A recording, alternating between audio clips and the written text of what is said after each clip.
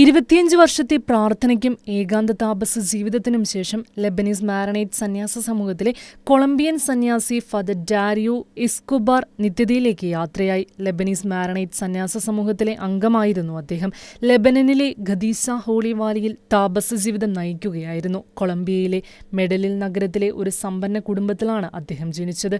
അമേരിക്കയിലെ ഫ്ലോറിഡയിൽ സൈക്കോളജിസ്റ്റായി മണിക്കൂറിന് $2000 വരുമാനമുള്ള മികച്ച ജോലി ചെയ്തിരുന്ന അദ്ദേഹം ദൈവവിളിയെ തുടർന്ന് അതെല്ലാം ഉപേക്ഷിക്കുകയായിരുന്നു. US-ൽ വെച്ച് ഒരു ലെബനീസ് വൈദികനെ പരിചയപ്പെട്ടതോടെയാണ് ലെബനനിലെ സന്യാസ ജീവിതത്തെക്കുറിച്ച് അദ്ദേഹം അറിയുന്നത്.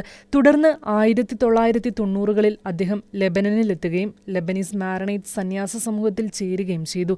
വർഷങ്ങൾക്ക് ശേഷമാണ് അദ്ദേഹം പൂർണ്ണ ഏകാന്ത സന്യാസ ജീവിതത്തിലേക്ക് തിരിഞ്ഞത്. ഒരു സാധാരണ കട്ടിലിന് മുകളിൽ കട്ടിയുള്ള മരപ്പലക വിരിച്ചായിരുന്നു ഉറക്കം. തലയിണയ്ക്ക് പകരം ഒരു വലിയ കല്ലാണ് അദ്ദേഹം ഉപയോഗിച്ചിരുന്നത്. സ്വന്തം തോട്ടത്തിൽ കൃഷി ചെയ്തിരുന്ന ഉരുളക്കിഴങ്ങ്, ഉള്ളി, പയർവർഗ്ഗങ്ങൾ എന്നിവ മാത്രമാണ് ആഹാരമാക്കിയിരുന്നത്. പത്രം, ഫോൺ, ടെലിവിഷൻ, റേഡിയോ, ഇന്റർനെറ്റ് എന്നിവയൊന്നും അദ്ദേഹം ഉപയോഗിച്ചിരുന്നില്ല.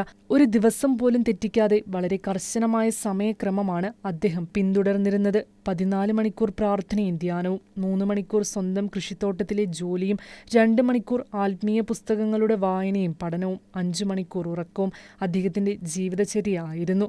അദ്ദേഹത്തിന്റെ മുറിയിൽ ഒരു മനുഷ്യ തലയോട്ടി സൂക്ഷിച്ചിട്ടുണ്ടായിരുന്നു. മരണത്തെക്കുറിച്ച് എപ്പോഴും ഓർക്കാനും അതിനായി സ്വയം ഒരുങ്ങുവാനുമാണ് അതവിടെ വെച്ചിരിക്കുന്നതെന്നാണ് അദ്ദേഹം പറഞ്ഞിട്ടുള്ളത്. പണം എന്നെ ഒരിക്കലും സന്തോഷിപ്പിച്ചിട്ടില്ല. അതെനിക്ക് തലവേദനകൾ മാത്രമാണ് തന്നത്. എന്നാൽ ഈ പൂർണ്ണ ദാരിദ്ര്യത്തിൽ ഞാൻ അതീവ സന്തുഷ്ടനാണ്. ഈ സമാധാനം ലോകത്തിലെ ഒരു വലിയ നിധിക്കും പകരം വയ്ക്കാനാവില്ല എന്നായിരുന്നു തന്റെ ജീവിതത്തെക്കുറിച്ച് അദ്ദേഹം ഒരിക്കൽ പറഞ്ഞത്.